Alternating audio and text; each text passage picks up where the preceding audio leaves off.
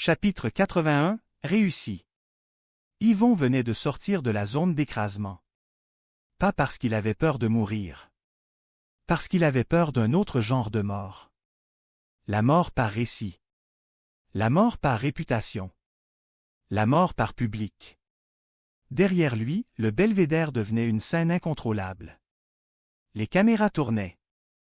Les journalistes parlaient trop vite.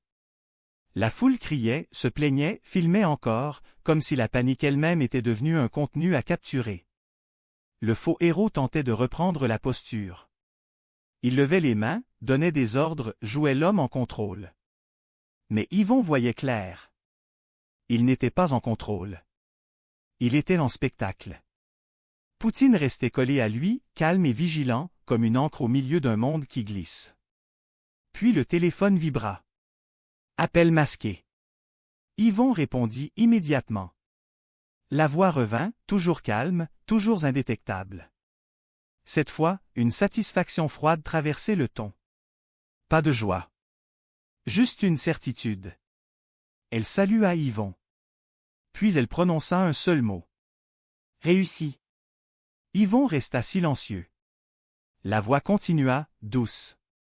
Elle expliqua qu'il avait compris la vraie nature de l'orgueil. L'orgueil ne tue pas avec une arme. Il tue avec un regard collectif. Elle rappela que, ce matin, au belvédère, personne n'avait eu besoin de toucher Yvon pour le briser. Il suffisait de le filmer, de l'accuser, de pousser, de vouloir sa chute. Puis elle ajouta, presque comme une leçon écrite avec une encre invisible. Quand le public veut un héros, il veut aussi un moment où le héros tombe. Yvon serra les dents et demanda si c'était cela, le cadeau. La réponse fut immédiate. Non. Ce n'était que la première page du chapitre orgueil. Un silence s'installa, puis la voix devint plus intime, plus dangereuse.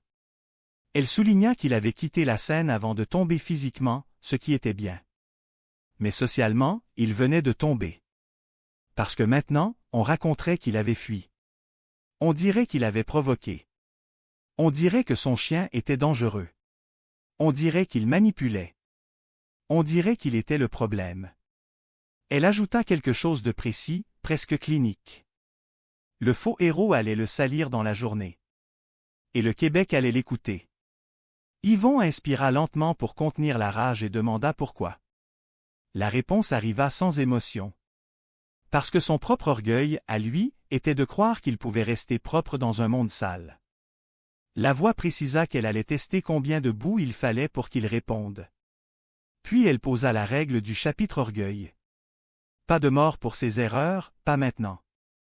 Cette fois, chaque fois qu'il perdrait le contrôle de son image, elle gagnerait.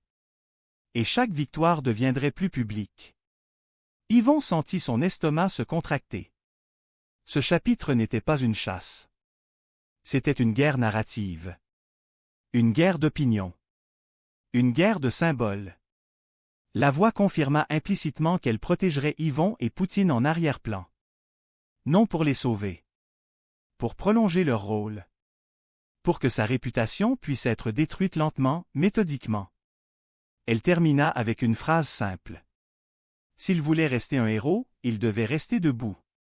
Même quand le Québec lui cracherait dessus. Puis l'appel coupa. Yvon resta immobile quelques secondes. Le vent soufflait. Au loin, le chaos du belvédère continuait. Il comprit que le pire venait de commencer. Un tueur peut se chasser. Une foule peut se disperser. Mais une réputation peut se détruire en quelques minutes. Et elle ne se reconstruit jamais de la même façon.